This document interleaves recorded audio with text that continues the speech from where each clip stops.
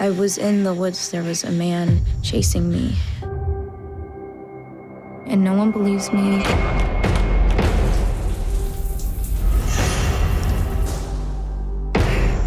And it makes me question whether it's just in my head, even though I know it's real.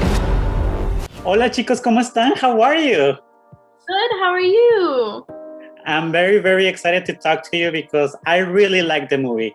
I have to share something personal with you guys.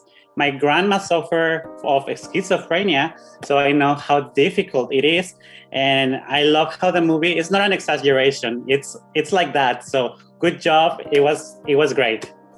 Good. Thank you so much.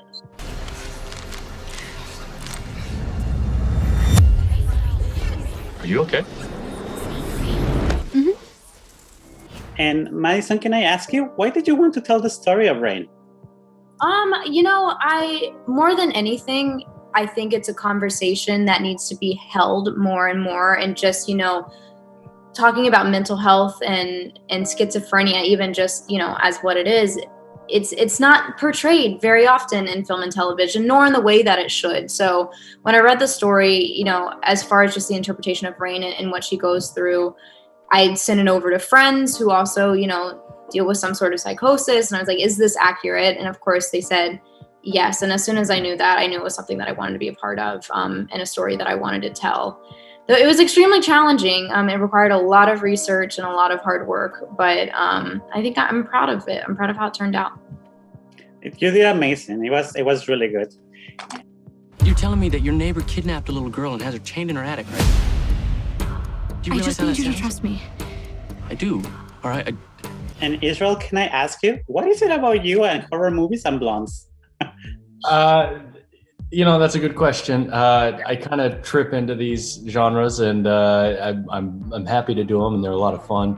But I didn't realize the similarities between Fear of Rain and Happy Death Day. Obviously, Fear of Rain is a little more. It takes a more serious note on a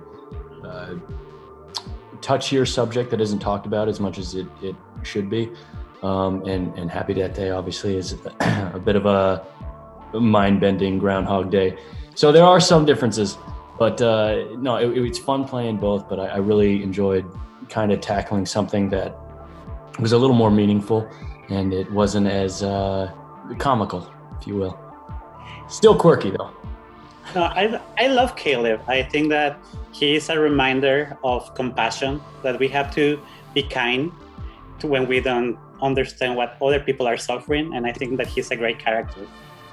That's what drew me to him. I always like endearing characters that are full of heart, and this one was a little different. He was a little more intellectual, if you will, with his Rubik's cubes and his quantum physics or quantum mechanics, excuse me.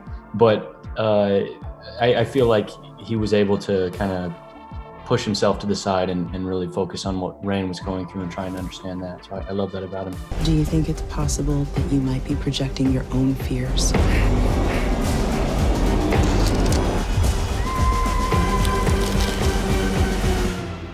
Yeah. And Madison, can I ask, how was the process of visualizing the schizophrenia and acting the schizophrenia? Actually, I came across a TED Talk with a woman named Cecilia McGo, and it was very interesting because it was the first one that I was actually able to see where she had she struggles with schizophrenia, and she had an artist draw out examples of things she would see. And it was the first time I feel like I was able to put into perspective of like what some people actually go through and like what they see in their day-to-day life.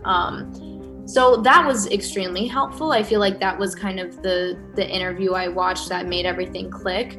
But obviously, it's also a testament to Castile's writing and how phenomenal everything was in the story, and everything was just so vivid, even just on the page, that it was very clear like what we were going to be doing and tackling from the beginning. So I knew we were in good hands with Castile, and it was such an awesome opportunity to work with her. And I like how you made us feel as audience members what you were going through. That was pretty cool and special. There's a little girl in your attic. I saw her. There's no one up there. She's lying. And you guys have a very fun cast. You have Katherine Heigl and Harry Connick Jr. But can we give a shout out to Eugenie? Is that how you pronounce it? Yeah. She's amazing in the movie. I love her. Yeah, she's fantastic. Actually, that role was originally written as a man. Oh, wow. And they had a hard time finding the right person. And then Eugenie came in and auditioned, and Castile was like, that's her. Yep, we're changing it. So yeah, that's always a fun story to tell. She's fantastic. Absolutely fantastic.